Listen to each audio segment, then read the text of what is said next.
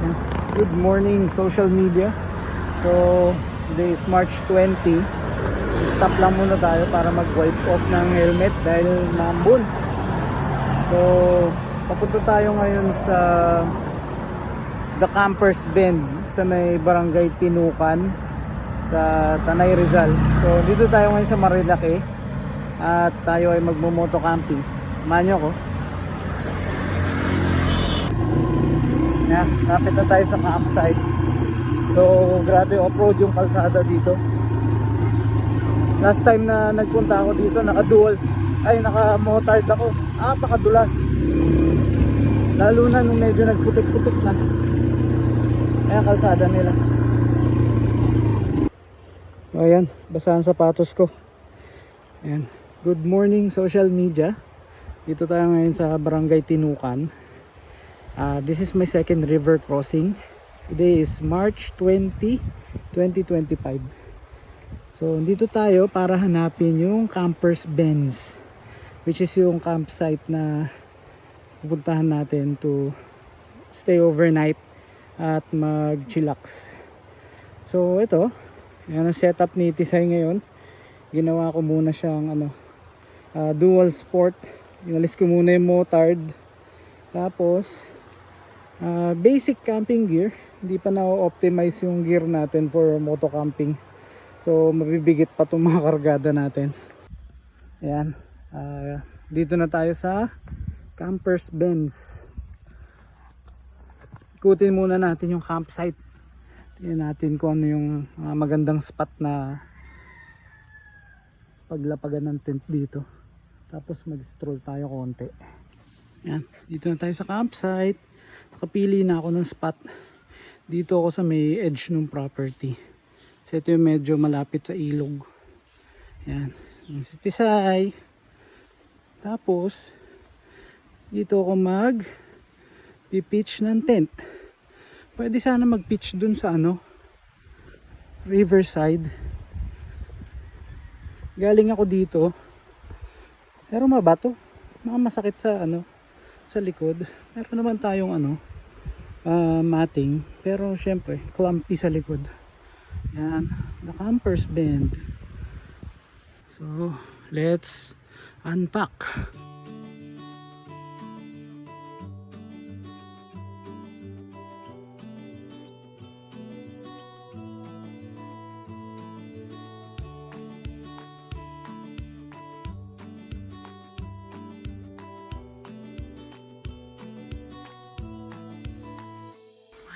Alright, so we're done setting up base camp.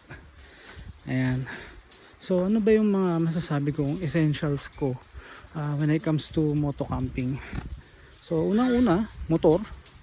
Tapos basic side pannier, basic top box. Ayan. Syempre moto camping, kailangan nakamotor. Tapos toolkit. Kailangan mo ng tools in case na masiraan sa daan para makarating ka pa rin sa campsite. Yan, inflator, wrench, and pliers, and so on. Alam nyo na yun, mga basic tools. Tapos, tubig. Maraming tubig para hindi ma-dehydrate. Yan. Tapos, ito ang aking mini kitchen. Ito, meron akong mga Shopee finds na little grill na gamit na. Ito, mga Shopee finds lang to. Mga basic na camping stove. Yan, knife, kailangan yan. Tapos ang ating mess kit. Meron akong mini cooler courtesy of my sister. Tapos kung gusto mong mag bonfire, ayan, camping axe. Helpful siya sa pag setup ng tent, pati pang pukpok ng pegs. Tapos pag nataga mo yung sarili mo, kailangan meron kang tourniquet para hindi ka maubusan ng dugo. Camping chair. So maraming camping chair na kaso trip ko lang tong malaki. Bulky, pero kasi ayokong umupo dun sa maliliit. Naiipit yung tiyan ko, hirap umupo. So sacrifice mo na yung yung maliit na chair. Doon na ako sa malaki para komportable.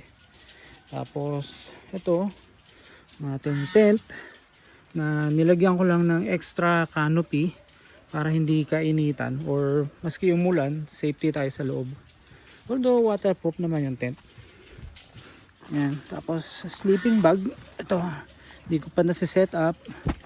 And helmet when you ride. Midnight snack.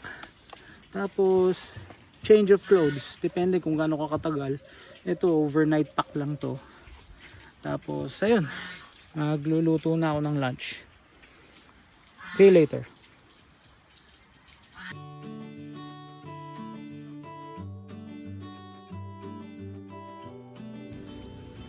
Ayan, almost done ang aking lunch.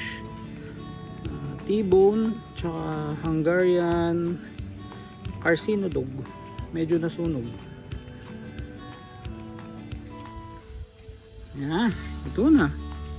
Kakain na si Kuya Marlon. Bali ano na to, lunch and dinner na to. Tapos Hungarian sausage, rice, and Nanmiglite. Nature trip, food trip. Explore natin Kailugan.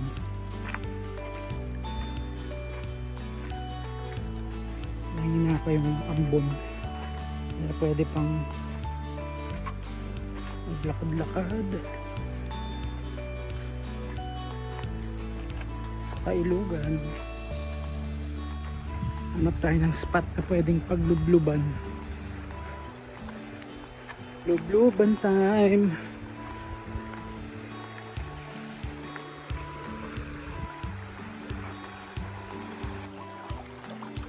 So ito na. Lubluban time. Lublub, lublub.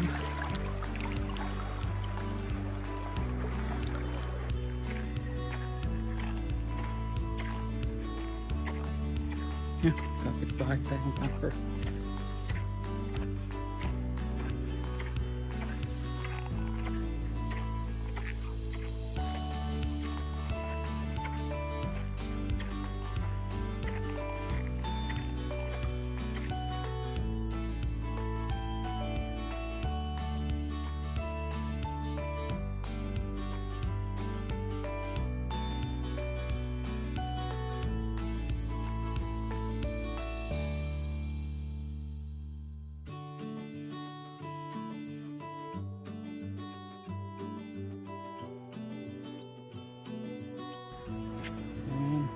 Let's start a fire pit.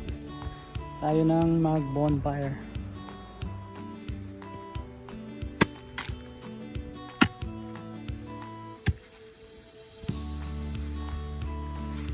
Kailangan ng maliliit. Madaling sumindi.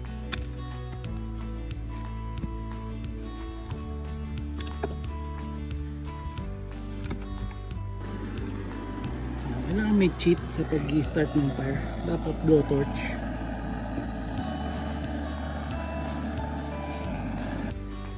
Pagtapos ng torch,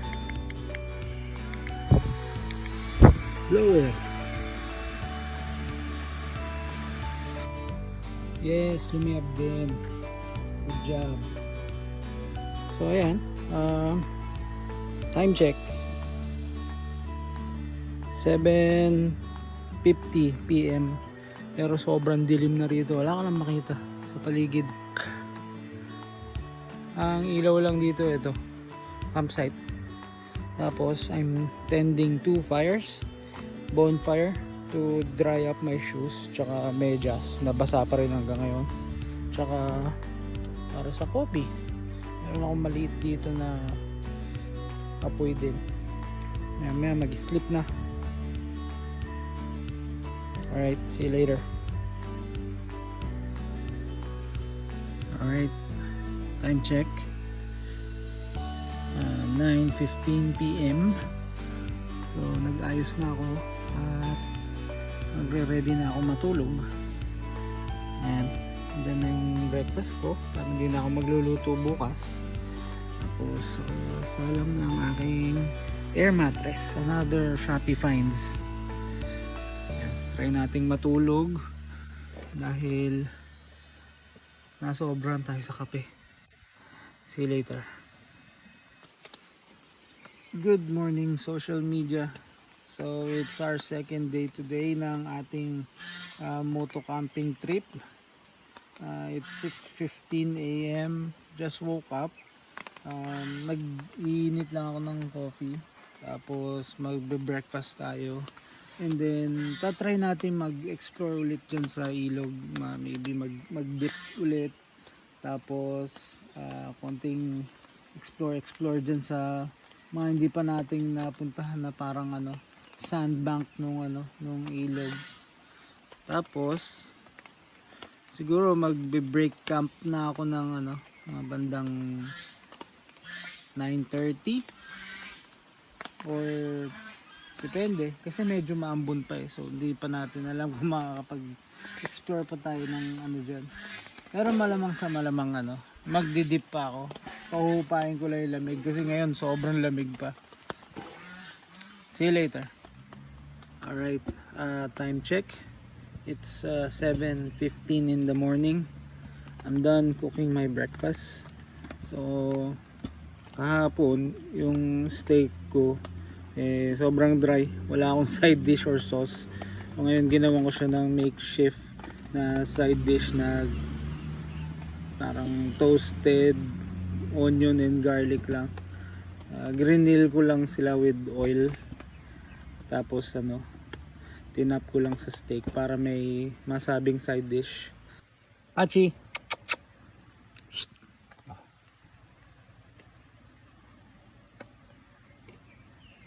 Whitey.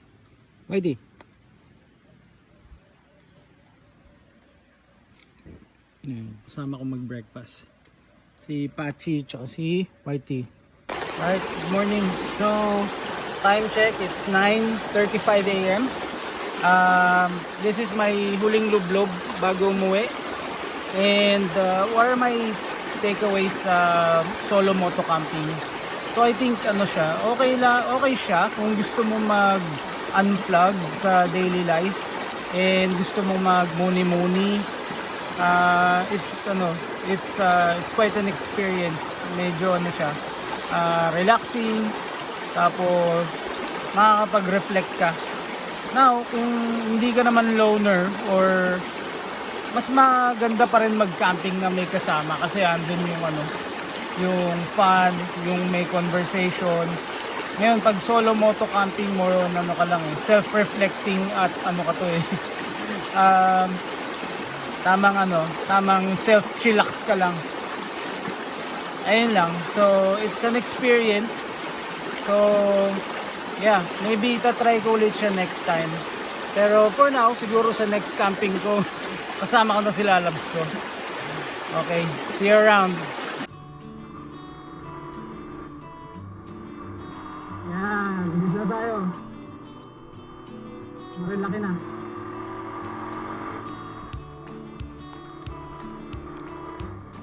Yan na.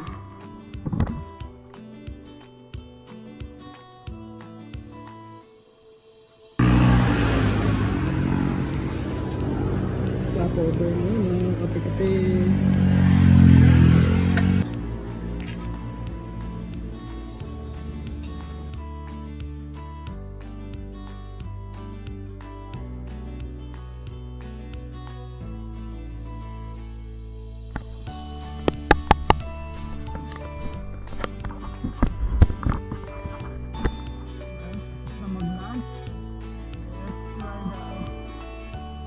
Uyan na.